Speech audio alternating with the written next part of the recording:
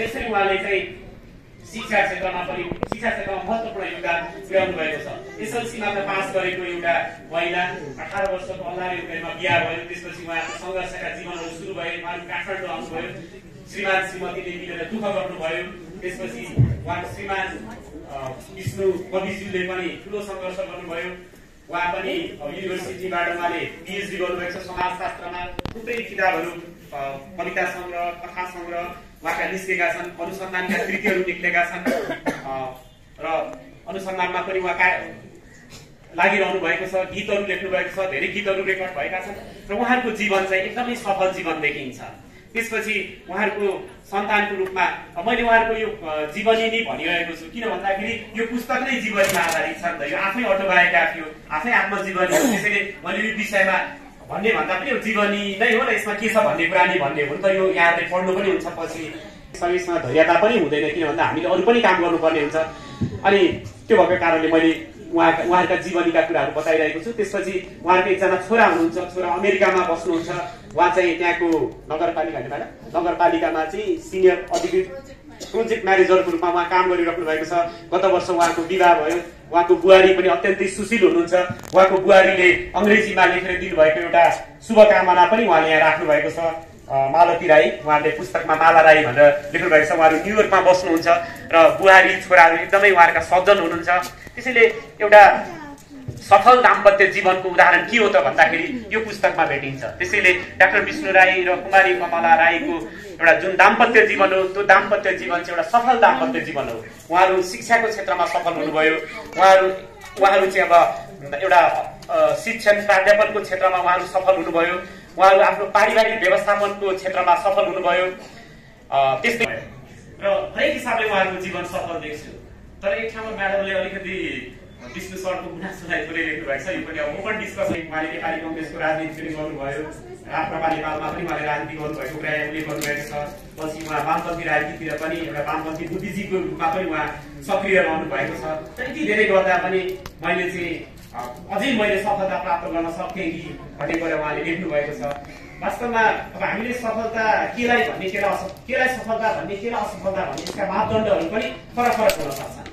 जस्तै अब हाम्रो नेपालमा चाहिँ जो सत्तामा गयो, जो शक्तिमा गयो, जो कुर्सीमा बस्यो त्यही मात्र सफल भन्ने चलन छ। तर होइन, त्यो मात्र सफलता होइन। योगदान गर्यो, जसले समाजको प्राज्ञिक क्षेत्रमा योगदान गर्यो, साङ्गीतिक क्षेत्रमा योगदान गर्यो, साहित्यिक क्षेत्रमा योगदान गर्यो भने त्यो पनि त सफलता हो नि। हामीले सफलतालाई चाहिँ कुर्सीसँग मात्र जोड्न हुँदैन। किनभने कुर्सी भनेको त क्षणिक कुरा हो। कुर्सीमा बसेर राम्रो काम गर्न सकियो भने संसारले जय जयकार गर्दो रहेछ। राम्रो काम गर्न सकिएन, खराब काम गरियो भने त जे पनि हुँदो रहेछ। हामीले भर्खरै पनि नेपालमा एउटा प्रलयकारी मुभमेन्ट हामीले भर्खरै देखेर हामी त्यसको साक्षी बनिरहेका छौँ। त्यसैले कुर्सी मात्रै सफलता होइन भन्ने कुरा म मेरो तर्फबाट भन्न चाहन्छु। वीरेन्द्रले त्यति बेलाका आन्दोलनका कमान्डर गणेशमान सिंहलाई चाहिँ दरबारमा बोलाएर तपाईँ देशको प्रधानमन्त्री बन्नुहोस् भन्दाखेरि म प्रधानमन्त्री बन्दिनँ, मेरो साथी कृष्ण प्रसाद भट्टराईले बनाउनुहोस् भनेर गरेको त्याग पनि हामीले पढेका छौँ। म्याडमले महात्मा गान्धीको प्रसङ्ग पनि यहाँ ठाउँ ठाउँमा ल्याउनु भएको छ। त्यो महात्मा गान्धी पनि त त्यो ब्रिटिसहरूलाई भारत छोडो आन्दोलनको उनी नेतृत्व गर्ने मान्छे हुन्, तर उनी प्रधानमन्त्री भएनन्, उनी राष्ट्रपति भएनन्। उनले पनि त एउटा समाजमा मूल्यको मान्यताको एउटा मानक स्थापित गरेर गएका छन्। त्यसो भएको हुनाले हामीले हरेक कुरालाई कुर्सीसँग, शक्तिसँग, पैसासँग जोडेर हिँड्नु हुँदैन भन्ने कुरा हो। यो कुरामा हामीले केही सामान्य थप कुराहरू भन्न चाहन्छु।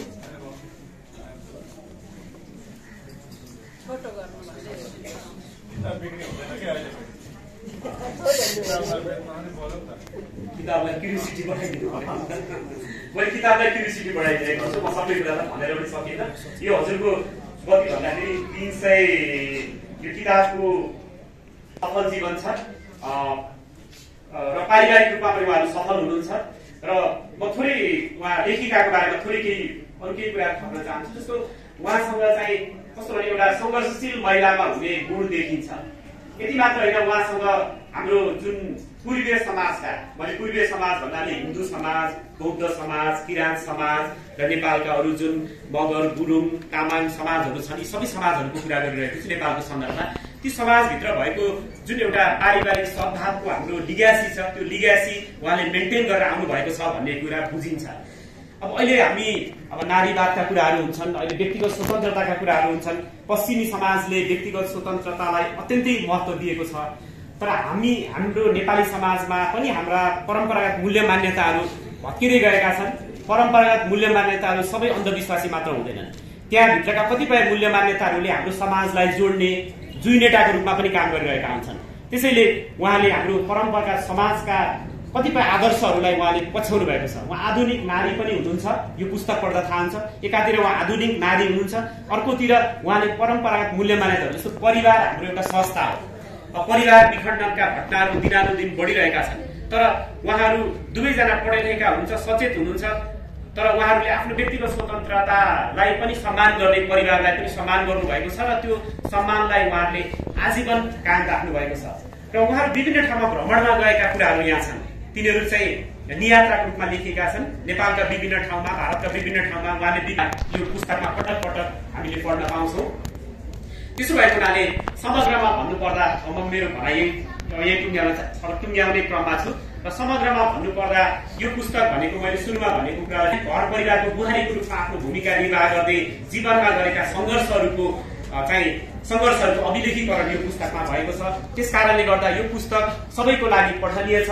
त्यति मात्र होइन, हाम्रो पूर्वीय समाजका, हाम्रो नेपाली समाजका मूल्य मान्यताहरू, परम्परागत मूल्य मान्यताहरू हुन् जसले हाम्रो समाजलाई बचाएको छ र भोलिका दिनमा पनि तिनै मूल्य मान्यताहरूले बचाउनेछन्। तिनै मूल्य मान्यताहरूको बखान गरिएको, तिनै मूल्य मान्यताहरूको समर्थनमा लेखिएको पुस्तक भएको कारणले गर्दा यो महत्त्वपूर्ण पुस्तक पढ्नबाट यहाँहरू पनि नछुट्नुहोला।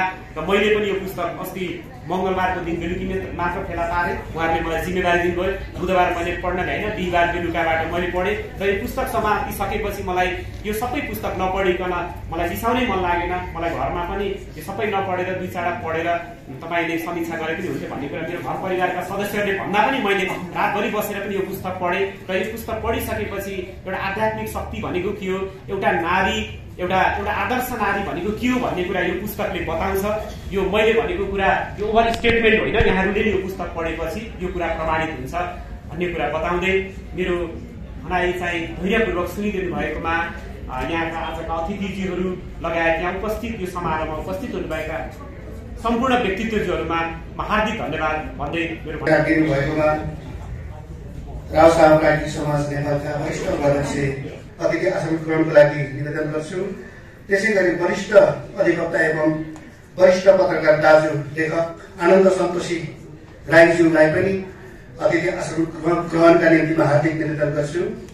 त्यसै गरी समाजसेवी कर्ण पटवालज्यू, उहाँलाई पनि अतिथि आसन ग्रहणका लागि हार्दिक निवेदन गर्छु। त्यसै गरी डाक्टर सुगराज राईज्यू, उहाँलाई चमात हुनु पनि भन्छौँ हामी, त्यसले दिन्छौँ साहित्यिकमा उहाँको थियो।